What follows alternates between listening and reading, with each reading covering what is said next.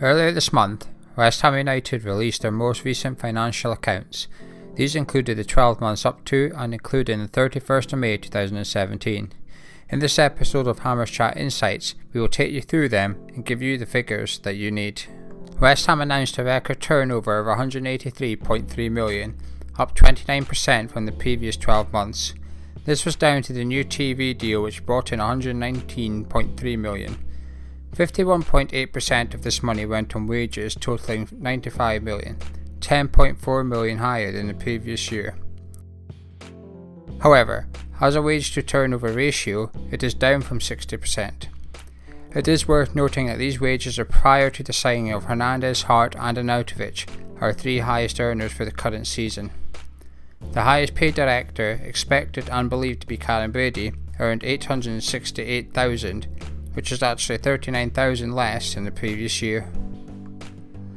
These accounts are significant because they show the difference between Upton Park and the London Stadium for the first time.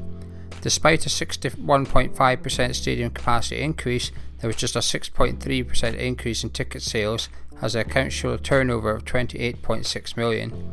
The reasoning that has been attached to this is due to affordable football, with 10,000 under-16 season tickets at £99 and 8,000 adult tickets at £289.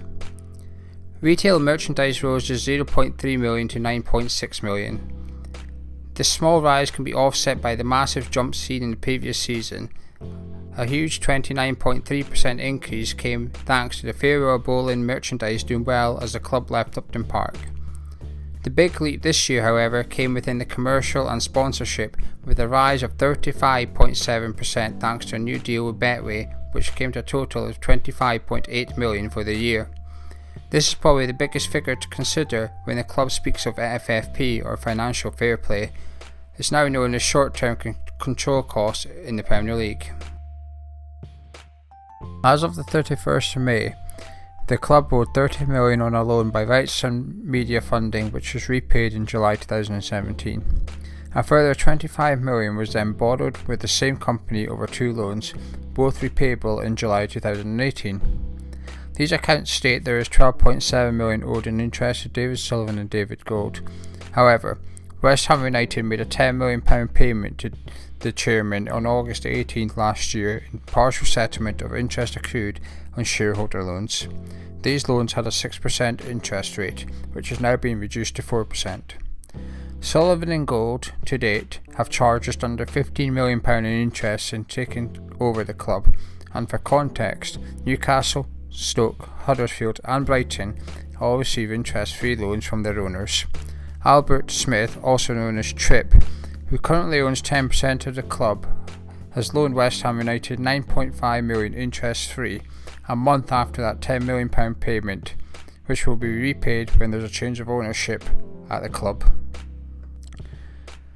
So, to summarise, there is still £45 million owed in loans to David Gold and David Sullivan, with a repayment date of the 1st of January 2020, which has now been charged at an interest rate of 4%.